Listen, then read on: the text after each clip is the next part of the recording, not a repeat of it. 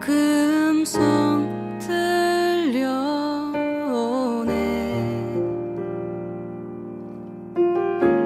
차마 조심스러워 손끝에 더듬어. 여호수아가 죽은 이후 지도자가 없는 공백이 되었습니다. 지도자가 없는 상황 속에 있지만 이스라엘 백성들은 완성해야 하는 숙제, 임무가 여전히 남아 있습니다. 이스라엘 백성들은 가나안 땅을 차지하기 위해 남은 전쟁을 여호수아 없이 치러야 했습니다. 이 일을 하기 위해 이스라엘 백성들은 철저히 하나님의 인도하심을 따르고 하나님의 능력을 의지해야 했습니다. 우리가 읽은 본문 1절에서는 이스라엘 자손은 하나님의 인도하심을 요청하고 있습니다.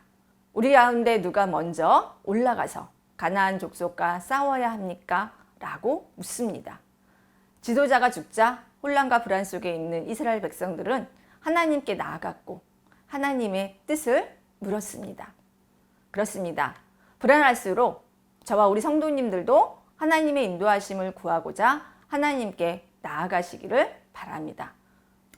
4절에서 5절, 유다 지파는 베세게에서 가나안 족속과 브리스 족속을 10,000명이나 죽이는 승리를 얻습니다.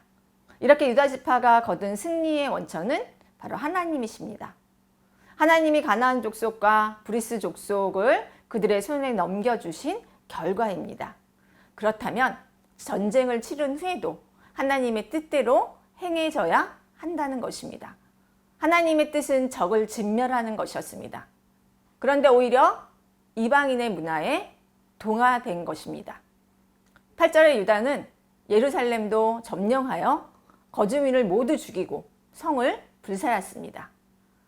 9절에서 10절 이후에도 산지와 최남단의 산지와 최남단의 사막 지역인 남방과 지중해 해안까지 이어지는 평지까지 내려가 정복을 합니다.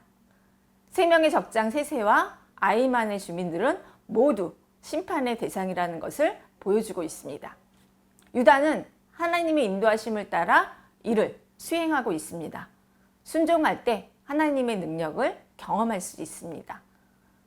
리더자가 없는 공백기인 사사시대에 이스라엘은 하나님의 인도하심 속에서 하나님께 여쭈어 묻는 좋은 출발, 바른 길로 가는 것을 보여주고 있습니다.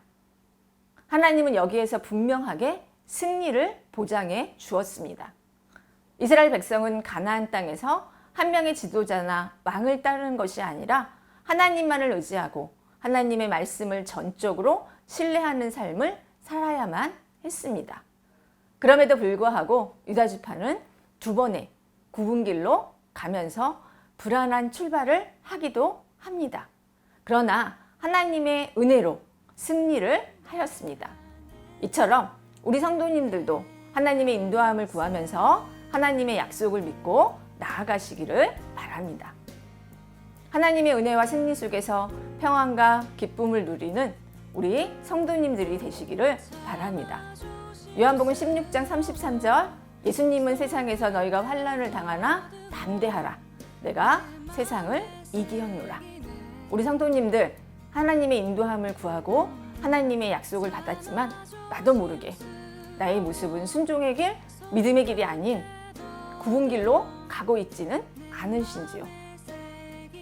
우리 하나님의 인도함 속에서 하나님의 뜻대로 바른 길로 가서 승리하는 저와 우리 성도님들이 되시기를 바랍니다.